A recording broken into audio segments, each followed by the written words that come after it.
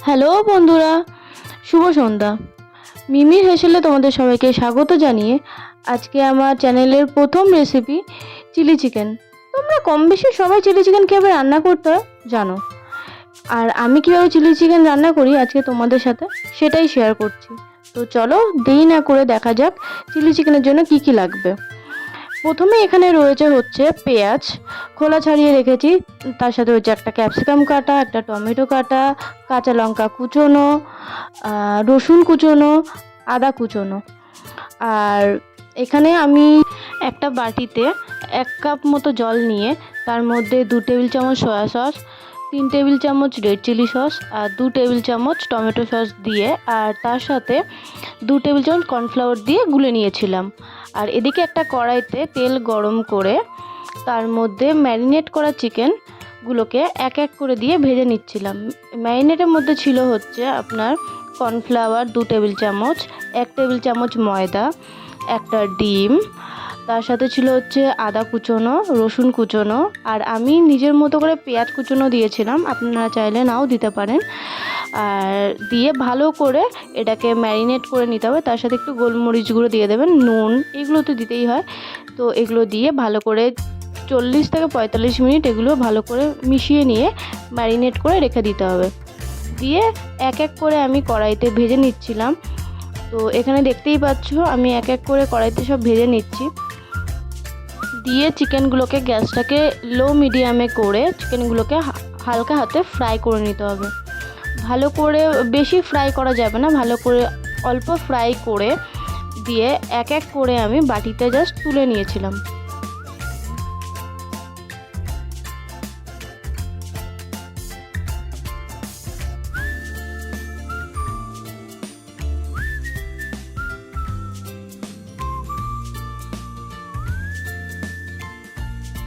এরপর কড়াইতে ওই তেলের মধ্যে আমি পেঁয়াজ কুচনো দিয়ে দিয়েছিলাম। একটা বড় সাইজের পেঁয়াজকে আমি কুচিয়ে নিয়েছিলাম, নিয়ে ওর মধ্যে আমি দিয়েছিলাম হচ্ছে 1 টেবিল চামচ আদা কুচনো, 1 টেবিল চামচ রসুন কুচনো, যার যেরকম লাগবে সে সেরকম অনুযায়ী আপনারা দিয়ে দেবেন।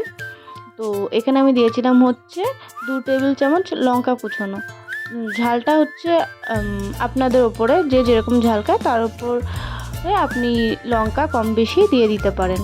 এরপর আমি এইগুলো সব উপকরণগুলোকে একসাথে ভালো করে একটু নেড়ে নিলাম, নিয়ে একটু হালকা হাতে জাস্ট ভাজা ভাজা একটু করে নিয়ে, বেশি ভাজা নয়, হালকা একটু জাস্ট ভাজা করে এর মধ্যে আমি দিয়ে দিয়েছিলাম হচ্ছে একটা টমেটো কুচোনো।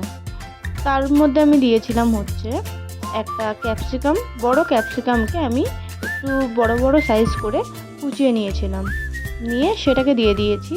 দিয়ে আমি একটা বড় সাইজের পেঁয়াজকে খোলা ছাড়িয়ে, যেহেতু বড় ছিল আমি তো একটু কেটে দিয়েছিলাম, ছোটো হলে আপনারা নর্মাল খোলাগুলোকে ছাড়িয়ে আপনারা দিয়ে দিতে পারেন। দিয়ে এটাকে আমি ভালো করে জাস্ট হালকা হাতে, বেশি জোরে করলে এগুলো নষ্ট হয়ে যাবে, ভেঙে যাবে, তো আমি জাস্ট হালকা হাতে এগুলোকে একটু নাড়িয়ে নিচ্ছিলাম। নিয়ে হালকা হালকা করে জাস্ট, বেশি ফ্রাই করার কোনো প্রয়োজন নেই, তাহলে বেশি ভাজা হয়ে যাবে। আর জাস্ট হালকা হাতে আমি জাস্ট একটু ভেজে নিচ্ছিলাম, যাতে পেঁয়াজ আর ক্যাপসিকাম আর টমেটো এইগুলো সব নরম হয়ে যায় তাড়াতাড়ি।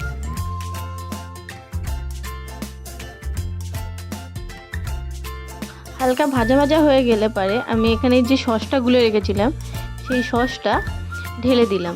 দিয়ে ভালো করে সসটা এইগুলোর সাথে, পেঁয়াজ আর ক্যাপসিকাম টমেটো এগুলো সব কিছুর সাথে ভালো করে মিশিয়ে আবারও ভালো করে একটু নেড়ে দিলাম। তারপরে গ্রেভিটা একটু ঘন হয়ে এলে পারে 1 টেবিল চামচ মতো আমরা গোলমরিচ গুঁড়ো দিয়ে দেব। সেটা গোলমরিচ গুঁড়োটা আপনাদের ঝাল অনুযায়ী দেবেন, যে যেরকম ঝাল খান তার উপর আপনি আপনাদের গোলমরিচ গুঁড়ো কম বেশি করে দিয়ে দিতেই পারেন। আর আমি এখানে 1 টেবিল চামচ নুন দিয়ে দিলাম, নুনটা স্বাদ অনুযায়ী, কারণ যেহেতু এখানে ডার্ক সোয়া সসের মধ্যে নুন থাকে, মানে প্রত্যেকটা সসের মধ্যে নুন থাকে, সেই অনুযায়ী আন্দাজে আপনারা নুনটা কম বেশি দিয়ে দেবেন। আর স্বাদ অনুযায়ী চিনি দিয়ে দেবেন। আমি এখানে 2 টেবিল চামচ চিনি অ্যাড করেছিলাম, যাতে খুব একটা বেশি মিষ্টি না হয়, মানে ঝাল ঝাল হালকা মিষ্টি এরকম ধরনেরই আমি চিলি চিকেনটা করেছিলাম। এরপরে হালকা হাতে আবারও ভালো করে সব উপকরণগুলো দিয়ে ভালো করে নেড়ে নিয়ে একটু জাস্ট ঘন ঘন হয়ে আসবে, সেই পর্যন্ত আমরা অপেক্ষা করব। একটু ঘন হয়ে ফুটে গেলে পারে এর মধ্যে একে একে যে চিকেনটা আমরা ম্যারিনেট করার পরে ভেজে নিয়েছিলাম সেই চিকেনগুলো এক এক করে দিয়ে দেবো। ভালো করে চিকেনগুলো দেওয়ার পরে আবারও আমরা ভালো করে নাড়িয়ে গ্রেভির সাথে চিকেনগুলোকে জাস্ট ভালো করে মিশিয়ে দেবো। দিয়ে ভালো করে ফুটে গেলে পারে জাস্ট কিন্তু হ্যাঁ, জোরে দেবেন না, আস্তে লো মিডিয়ামে এটাকে ভালো করে একটু ফুটিয়ে নিতে হবে, যাতে চিকেনগুলো একটু ভালো করে সেদ্ধ হয়ে যায় আর গ্রেভির সাথে ভালো করে মিশে যায় যাতে। আর মিশে গেলেই তৈরি হয়ে গেল আজকের রেসিপি আমাদের চিলি চিকেন। তো এবার চিলি চিকেনটাকে আমি একটা বাটিতে সার্ভ করে নেব। তো দেখতেই পাচ্ছ ভীষণ সুন্দর দেখতে হয়েছে, তৈরি হয়ে গেছে আজকের চিলি চিকেন। তো ভিডিওটা তোমাদের কেমন লাগলো সবাই কমেন্ট বক্সে জানিও।